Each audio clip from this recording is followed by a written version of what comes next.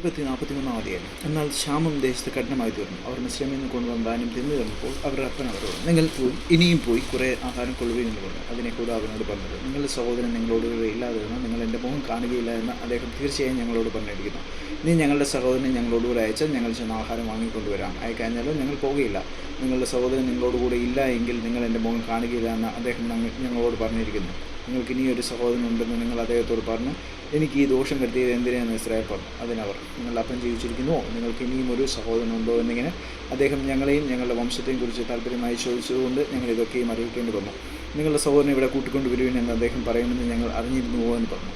പിന്നെ യഹൂദ തൻ്റെ അപ്പനായ ഇസ്രായേലിനോട് പറഞ്ഞത്, ഞങ്ങളും നീയും ഞങ്ങളുടെ കുഞ്ഞുകുട്ടികളും മരിക്കാതെ ജീവിച്ചിരിക്കേണ്ടതിന് ബാലനെ എന്നോടുകൂടെ അയക്കണം. എന്നാൽ ഞങ്ങൾ പോകാം. ഞാൻ അവന് വേണ്ടി ഉത്തരവാദിയായിരിക്കാം. നീ അവനെ എൻ്റെ കയ്യിൽ നിന്ന് ചോദിക്കണം. ഞാൻ അവനെ നിൻ്റെ അടുക്കൽ കൊണ്ടുവന്ന് അവനെ നിൻ്റെ മുമ്പിൽ നിർത്തുന്നില്ലെങ്കിൽ ഞാൻ സദാകാലം നിനക്ക് കുറ്റക്കാരനായിക്കൊള്ളാം. ഞങ്ങൾ താമസിക്കുന്നില്ലെങ്കിൽ ഇപ്പോൾ 2 പ്രാവശ്യം പോയി വരുമായിരുന്നു. അപ്പോൾ അവർ അപ്പനായ ഇസ്രായേൽ അവരോട് പറഞ്ഞത്, അങ്ങനെയെങ്കിൽ ഇത് ചെയ്യുക. നിങ്ങളുടെ പാത്രങ്ങളിൽ കുറേ സുഗന്ധപശ, കുറേ തേൻ, സാമ്പ്രാണി, സന്നിധായകം, ബോർഡനണ്ടി, ബദാമണ്ടി എന്നിങ്ങനെ ദേശത്തിലെ വിശേഷ വസ്തുക്കളിൽ ചിലവൊക്കെയും കൊണ്ടുപോയി അദ്ദേഹത്തിന് കാഴ്ചവെക്കും.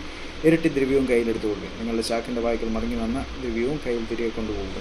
പക്ഷേ അത് കൈമറിച്ചിലായിരിക്കാം. നിങ്ങളുടെ സഹോദരനെ കൂട്ടി പുറപ്പെട്ട് അദ്ദേഹത്തിൻ്റെ അടുക്കൽ വീണ്ടും ചെല്ലുവിൻ. അവൻ നിങ്ങളുടെ മറ്റേ സഹോദരനെയും ബെന്യാമീനെയും നിങ്ങളോടുകൂടെ അയക്കേണ്ടതിന് സർവ്വശക്തിയുള്ള ദൈവം അവന് നിങ്ങളോട് കരുണ തോന്നിക്കട്ടെ. എന്നാൽ ഞാൻ മക്കളില്ലാത്തവനാകണമെങ്കിൽ ആകട്ടെ. അങ്ങനെ അവർ ആ കാഴ്ചയും ഇരട്ടി ദ്രവ്യവും എടുത്ത് ബെന്യാമീനെയും കൂട്ടി പുറപ്പെട്ട് മിസ്രയീമിൽ ചെന്ന് യോസഫിൻ്റെ മുമ്പിൽ നിന്നു. അവരോടുകൂടെ ബെന്യാമീനെ കണ്ടപ്പോൾ അവൻ തൻ്റെ ഗൃഹവിചാരകനോട്, നീ ഈ പുരുഷന്മാരെ വീട്ടിൽ കൂട്ടിക്കൊണ്ടു പോകുക. അവർ ഉച്ചയ്ക്ക് എന്നോടുകൂടെ ഭക്ഷണം കഴിക്കേണ്ടതാകിയാൽ മൃഗത്തെ അറുത്ത് ഒരുക്കിക്കൊള്ളുക എന്ന് കൽപ്പിച്ചു. യോസഫ് കൽപ്പിച്ച പോലെ അവൻ ചെയ്തു. അവരെ യോസഫിൻ്റെ വീട്ടിൽ കൂട്ടിക്കൊണ്ടുപോയി. തങ്ങളെ യോസഫിൻ്റെ വീട്ടിൽ കൊണ്ടുപോകിയാൽ അവർ ഭയപ്പെട്ട്, ആദ്യത്തെ പ്രാവശ്യം നമ്മുടെ ചാക്കിൽ മടങ്ങി വന്ന ദ്രവ്യം നിമിത്തം നമ്മെ പിടിച്ച് അടിമകളാക്കി നമ്മുടെ കഴുതകളെയും എടുത്തുകൊള്ളേണ്ടതിനാവുന്നു നമ്മെ കൊണ്ടുവന്നിരിക്കുന്നതെന്ന് പറഞ്ഞു.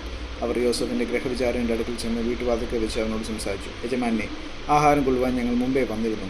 ഞങ്ങൾ വഴിയമ്പലത്തിൽ ചെന്ന് ചാക്ക് അഴിച്ചപ്പോൾ ഓരോരുത്തരുടെ ദ്രവ്യം മുഴുവനും അവനവൻ്റെ ചാക്കിൻ്റെ വായ്ക്കലുണ്ടായിരുന്നു. അത് ഞങ്ങൾ വീണ്ടും കൊണ്ടുവന്നിരിക്കുന്നു. ആഹാരം കൊള്ളുവാൻ വേറെ ദ്രവ്യവും ഞങ്ങൾ കൊണ്ടുവന്നിട്ടുണ്ട്. ദ്രവ്യം ഞങ്ങളുടെ ചാക്കിൽ വെച്ചത് ആരെന്ന് ഞങ്ങൾക്ക് അറിഞ്ഞുകൂടാ എന്ന് പറഞ്ഞു. അതിനവൻ, നിങ്ങൾക്ക് സമാധാനം, നിങ്ങൾ ഭയപ്പെടേണ്ട. നിങ്ങളുടെ ദൈവം, നിങ്ങളുടെ അപ്പൻ്റെ ദൈവം തന്നെ നിങ്ങളുടെ ചാക്കിൽ നിങ്ങൾക്ക് നിക്ഷേപം തന്നിരിക്കുന്നു. നിങ്ങളുടെ ദ്രവ്യം എനിക്ക് കിട്ടിയെന്ന് പറഞ്ഞു. ശിമിയോനെ അവരുടെ അടുക്കൽ പുറത്ത് കൊണ്ടുവന്നു.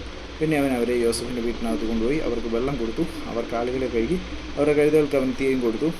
ഉച്ചയ്ക്ക് യോസഫ് വരുമ്പോഴേക്ക് അവർ കാഴ്ച ഒരുക്കി വെച്ചു. തങ്ങൾക്ക് ഭക്ഷണം അവിടെ എന്ന് അവർ കേട്ടിരുന്നു.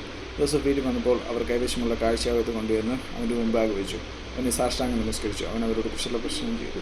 നിങ്ങൾ പറഞ്ഞ വൃദ്ധൻ, നിങ്ങളുടെ അപ്പൻ സൗഖ്യമായിരിക്കുന്നുവോ? അവൻ ജീവനോടിരിക്കുന്നു എന്ന് ചോദിച്ചു. അതിനവർ, നിങ്ങളുടെ അപ്പനായ നിൻ്റെ അടിയാന് സുഖം തന്നെ, അവൻ ജീവനോടിരിക്കുന്നു എന്ന് ഉത്തരം പറഞ്ഞു. കുനിഞ്ഞ് നമസ്കരിച്ചു. പിന്നെ അവൻ തല ഉയർത്തി തൻ്റെ അമ്മയുടെ മകനും തൻ്റെ അനുജനുമായ ബെന്യാമീനെ കണ്ടു. നിങ്ങൾ എന്നോട് പറഞ്ഞ നിങ്ങളുടെ ഇളയ സഹോദരനോ ഇവൻ എന്ന് ചോദിച്ചു. ദൈവം നിനക്ക് കൃപ നൽകട്ടെ മകനെ എന്ന് പറഞ്ഞു. അനുജനെ കണ്ടിട്ട് യോസഫിൻ്റെ മനസ്സൊരുക്കിയതുകൊണ്ട് അവൻ കരയേണ്ടതിന് ബന്ധപ്പെട്ട സ്ഥലം അന്വേഷിച്ച് അറയിൽ ചെന്ന് അവിടെ വെച്ച് കരഞ്ഞു. പിന്നെ അവൻ മുഴുവൻ കഴുകി പുറത്തു വന്ന് തന്നെത്താൻ അടക്കി ഭക്ഷണം കൊണ്ടുവരുവിൻ എന്ന് കൽപ്പിച്ചു.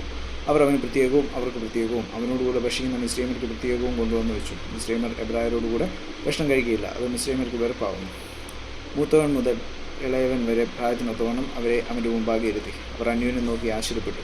അവൻ തൻ്റെ മുമ്പിൽ നിന്ന് അവർക്ക് ഓഹരി കൊടുത്തയച്ചു. ബെന്യാമീൻ്റെ ഓഹരി മറ്റവരുടെ ഓഹരിയുടെ 5 ഇരട്ടിയായിരുന്നു. അവർ പാനം ചെയ്ത് അവനോടുകൂടെ ആഹ്ലാദിച്ചു.